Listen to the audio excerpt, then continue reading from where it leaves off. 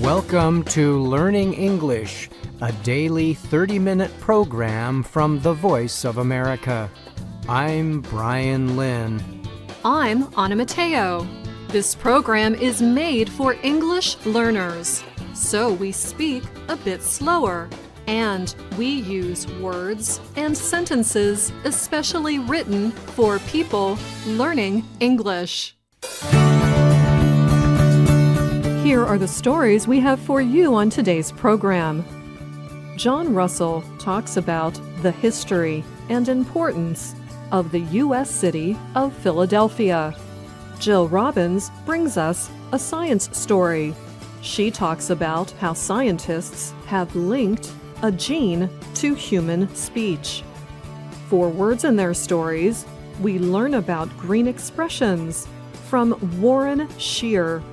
My co-host Brian will return with a short history of moon landings. We will end our 30 minutes together with the lesson of the day. But first, here is John Russell. Philadelphia, also sometimes called Philly, is a big city on the Delaware River in the northeastern state of Pennsylvania. It has about 1.5 million people, estimates from the United States Census Bureau show. William Penn, an Englishman and member of the Christian group known as Quakers, founded Pennsylvania in the 1680s. He also designed the city. Penn chose the name Philadelphia, a term he interpreted to mean city of brotherly love in Greek. Philadelphia is famous for holding an important place in American history. It served as the nation's capital from 1785 to 1790. Earlier, it was the capital of the American colonies during most of the Revolutionary War against Britain. Philadelphia became the central meeting place for the Founding Fathers who created the United States government. The buildings where they worked can be seen today in an area called the Old City, or Independence National Historical Park. The main building is Independence Hall. That was where colonial leaders declared independence and later debated the creation of a government. The National Park Service says more than 2.6 million people visited Independence National Historical Park last year. Close to the park is the National Liberty Museum. It holds a collection of more than 90 paintings and sculptures.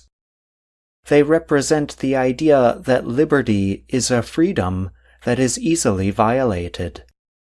Several blocks away lies the National Constitution Center. This privately operated non-profit museum opened its doors in Philadelphia on July 4, 2003. It was created to increase public recognition of the Constitution, its history, and its importance today. Visitors are presented with the idea that the most important part of American constitutional democracy is the individual citizen. Rich with tradition, Philadelphia offers plenty for visitors who are less concerned about history and more concerned about their stomachs. There are many food choices for hungry visitors. Reading Terminal Market, for example, is one of the nation's largest public markets. At Reading Terminal Market, visitors can find all kinds of foods, including, of course, Philly cheesesteak. The city is known for these sandwiches. They are made of thin pieces of meat covered with cheese. A cheesesteak is offered with onions and other toppings and served on a long roll. And where might a visitor find the best Philly cheesesteak? That question is the subject of much debate. I'm John Russell. The beginnings of human speech are linked to genetics. The research identifies a protein, found only in people, that may have helped early humans develop spoken communication. Scientists involved in the study say this new speaking ability became important for humans' survival. For example, speech permitted individuals to share information, organize activities, and pass down knowledge. These abilities are now seen as an advantage humans had over their relatives, such as the Neanderthals and Denisovans. The researchers recently published their findings in a study in the journal Nature Communications. Liza Feinstack teaches about speech and hearing at the University of Minnesota. She told the Associated Press, or AP, the new study is a good first step to start looking at the specific genes that may affect speech and language development. Feinstack was not involved in the study. Dr. Robert Darnell has long been studying the protein, called NOVA1, at his laboratory at New York's Rockefeller University. He helped lead the new research and was a writer of the study. Darnell told the AP the genetic version, or variant, included the protein that helped humans develop into the dominant species that remains today. The latest research involved scientists using CRISPR gene editing methods to replace the NOVA1 protein found in mice with the one found in humans. The aim was to test the real-life effects of the genetic variant. The researchers were surprised to learn that the variant changed the way the animals called out to each other. Baby mice with the human variant made a different sound than normal mice do when their mother came around. Adult male mice with the variant also made different sounds when they were near a female they wanted to mate with. Darnell said both of these situations gave the mice a reason to speak. Those with the human variant spoke differently, demonstrating the gene's influence in speech, he added. I'm Jill Robbins.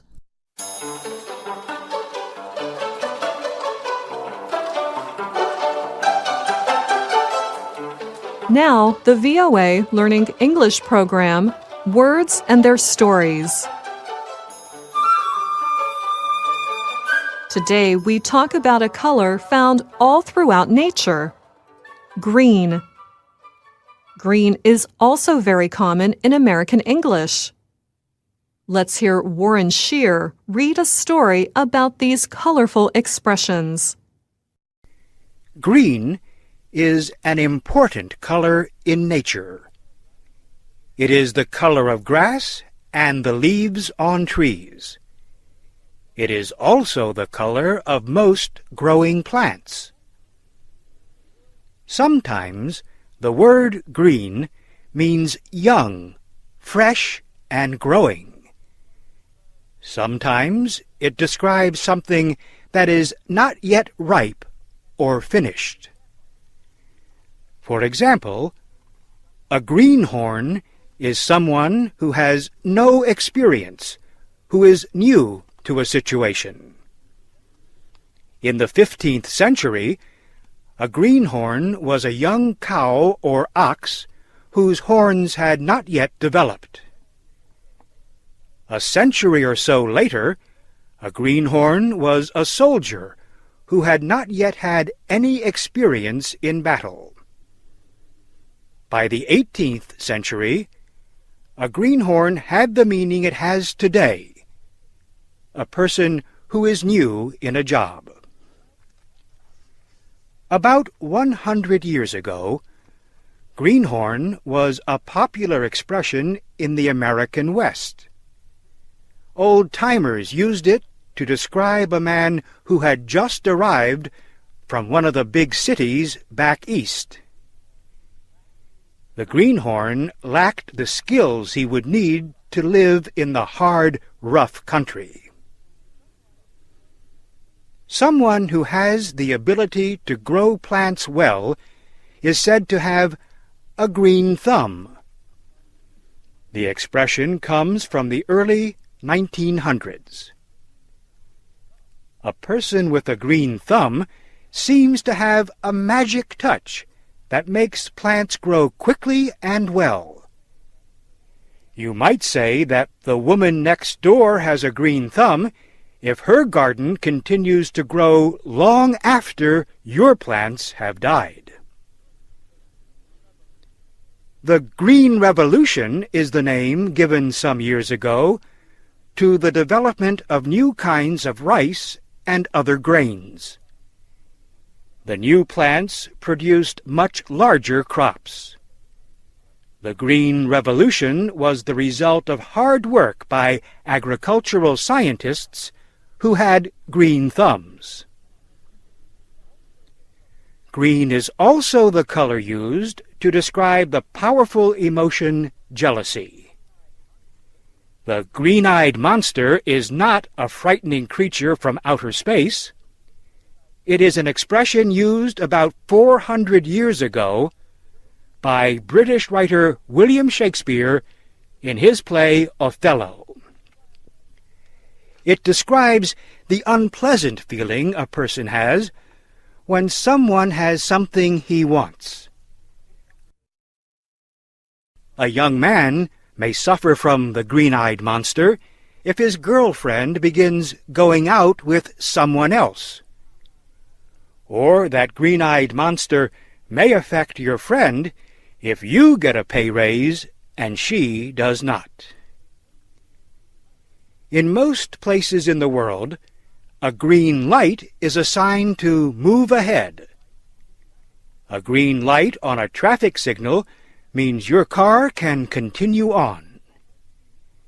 In everyday speech, a green light means approval to continue with a project.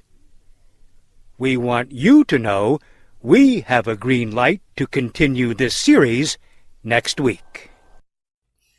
And that's all the time we have for this Words and Their Stories. Don't forget to tune in again for another story about American English expressions. Until next time, I'm Anna Mateo.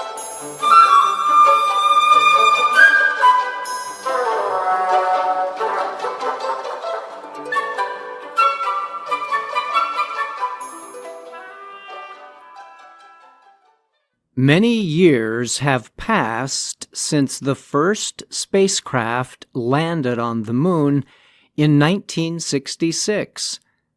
From then until now, there have been many additional attempts, with some succeeding and others failing. Here is a short history of some of these attempts. The Soviet Union's Luna 9 spacecraft was the first to land on the moon. It touched down on the lunar surface in 1966. The landing came after several other Soviet spacecraft either did not reach the moon or crashed on the surface. The American Space Agency, NASA, says Luna 9 was the first spacecraft to carry out a soft landing on the moon. It was also the first to send photographic data from the moon's surface to Earth. Luna 9's landing proved the lunar surface could support the weight of a lander and that an object would not sink into a loose layer of dust, as some models predicted, NASA said. In May 1966, the United States followed with its Surveyor 1 mission.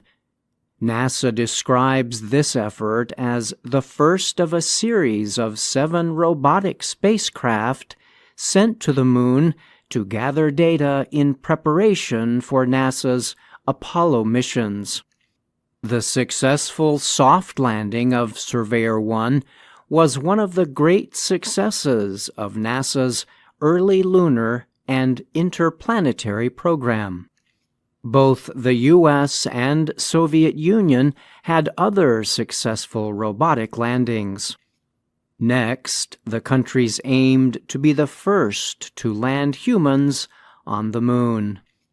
In 1969, NASA successfully landed Apollo 11 astronauts Neil Armstrong and Buzz Aldrin on the moon.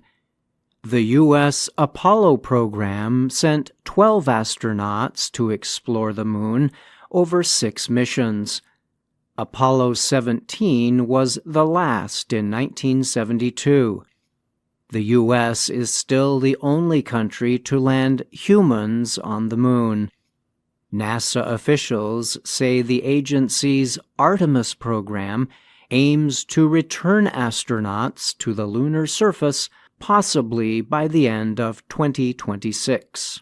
In 2013, China became the 3rd country to successfully land a spacecraft on the moon.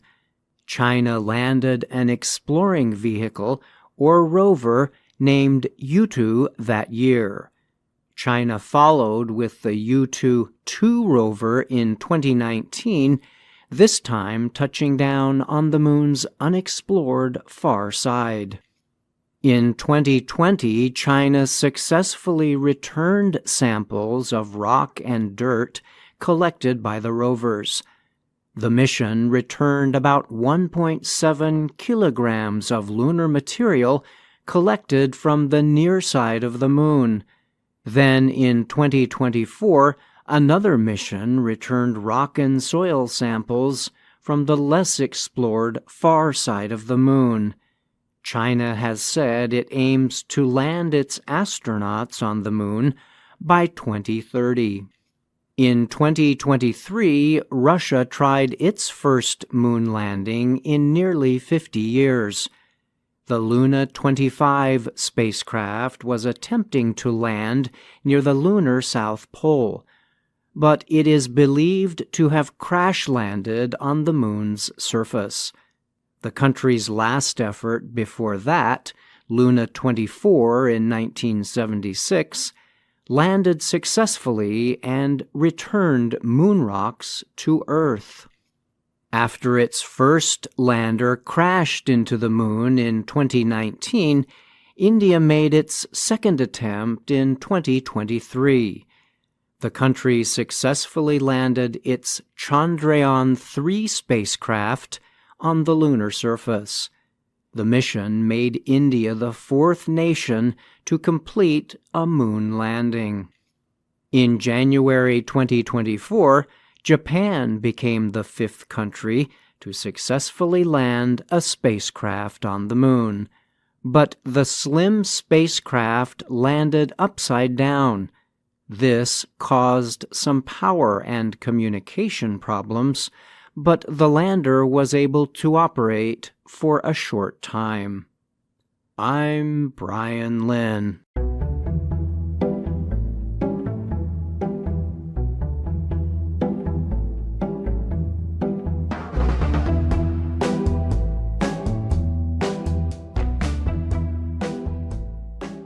My name is Jill Robbins. And I'm Andrew Smith. You're listening to the lesson of the day on the Learning English podcast. Welcome to the part of the show where we help you do more with our series, Let's Learn English. This series shows Ana Mateo in her work and life in Washington, D.C. Today, we're going to talk about a scene from Lesson 42 of the series. And we're going to explain some things about that word, scene, spelled S-C-E-N-E. Because in Lesson 42, Anna was at the scene of a crime. A scene means the setting or place where something happens. And in a movie or play, a scene is where one series of events happens, set in one particular place. For example, a movie can have a scene that happens in a kitchen, another scene that happens in a car, a scene that happens in a park, and so on. In Lesson 42, the scene of the crime is just outside of the building where Anna works. Let's listen to find out what Anna saw at the crime scene. Something was stolen from someone. Listen and find out.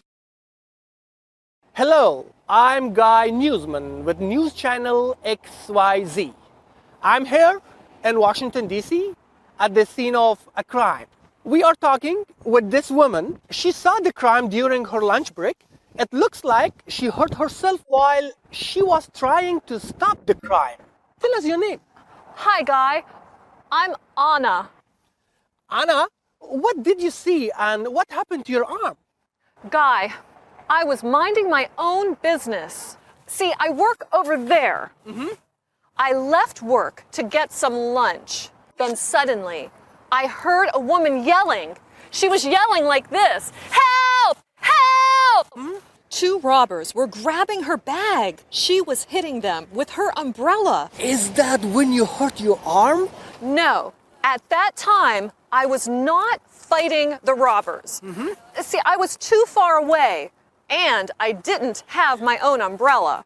So what happened next? They grabbed her bag and ran away. So I grabbed her umbrella and ran after the robbers. Then that is the time that you hurt your arm? No, I was yelling, "Stop, robbers, stop!" She was yelling, "Hey, come back with my umbrella!" When you watch the video, you can easily see that to grab means to take something quickly and forcefully. The robbers grabbed and stole the woman's handbag, and then Anna grabbed the woman's umbrella. The poor woman has now had two things taken from her. We'll need to listen to more of Lesson 42 later to see if she gets them back. But first, let's talk a little bit more about this word grab. Sure. While grab means to hold or take an object, we also use this verb informally in the expression to grab a bite. That means to get something to eat. Yeah, and when we invite friends to go out, we often say, "Would you like to grab a drink?" Or, "Would you like to grab a bite?" Have you ever noticed how some words sound funny if you say them over and over? Oh, you mean like this? Grab, grab, grab, grab, grab, grab. All right, that's enough. Yes, like that. Well, at least our listeners are getting to hear that word lots of times. I think we might be digressing, or getting away from the story of the crime scene. We still don't know how Anna hurt her arm, or whether anyone caught the robbers. True, but there's an easy way to find out. Let's listen. Then that is the time that you hurt your arm? No, I was yelling, "Stop, robbers, stop!" She was yelling, "Hey, come back with my umbrella!" Were you afraid? I had no time to be afraid, Guy. Well, I had time while I was resting on a bench. I had a lot of time. Then what happened? The robbers got on a bus, so I ran after the bus. While I was running, I tripped and fell. And that is the time that you hurt your arm? No. While I was lying on the ground, someone stepped on my arm. Ouch! That's too bad. Yeah, and they didn't apologize. Well, then the robbers got themselves kicked off the bus. Why? They didn't pay. You've got to pay when you get on a bus. The police came and took them away. And that's when you hurt your arm? No. Then when did you hurt yourself? Well, Guy, by this time, I was feeling very hungry. So I went to my office to get a snack. Anna, I'm calling for help right now. Hello, yes, please come right away. My coworker is stuck in a vending machine. You hurt your arm in a vending machine buying a bag of chips? I was really hungry, and the bag was stuck. I had to... That's all from News Channel XYZ. This is Guy Newsman saying goodbye. Okay, we have to find ourselves another story, guys. Until next time. Hi, Mom. So, just to be clear, a vending machine has snacks in it, like bags of chips, nuts, or candy bars. You pay for the snacks at the machine, and the machine moves the snack into a place where you can reach it. But like Anna said, sometimes the snacks get stuck, and then you can't reach them, even after you paid. And that's when people sometimes hurt themselves, the way Anna hurt herself, by trying to get the snack that is stuck.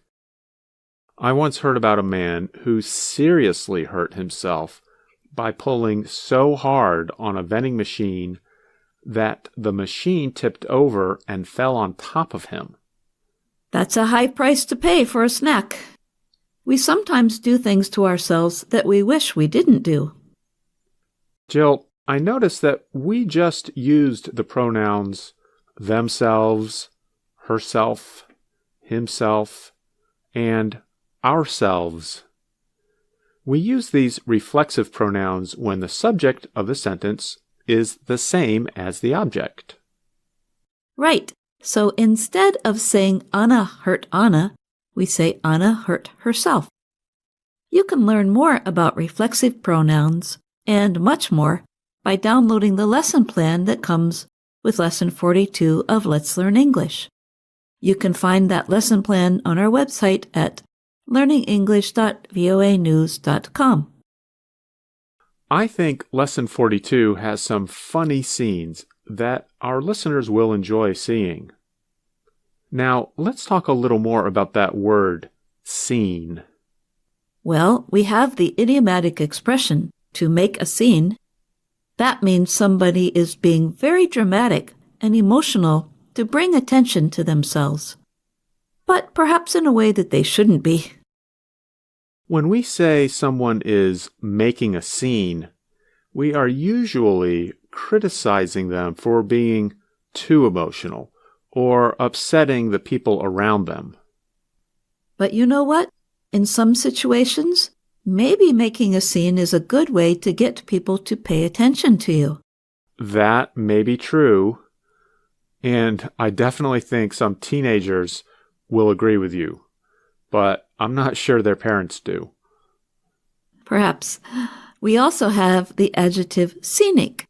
This describes a place or places with very nice views of nature. In the eastern United States, we have a scenic highway called the Blue Ridge Parkway. The road goes near the mountaintops of the Appalachian Mountains for hundreds of kilometers. Have you ever driven on the Blue Ridge Parkway, Jill? I have. And from this scenic highway, can you guess what you can see? What can I see from this scenic highway? Well, I can see lots of scenery. That's spelled S-C-E-N-E-R-Y. Scenery is just another word for the view of nature that you can see. I'm Jill Robbins. And I'm Andrew Smith. And that's all the time we have for today's show. Thanks for listening. Some content in today's show is from the Associated Press or Reuters News Agency. And don't forget to join us again tomorrow, when we will have more stories from around the world, aimed at helping you learn English. I'm Anna Mateo. And I'm Brian Lynn.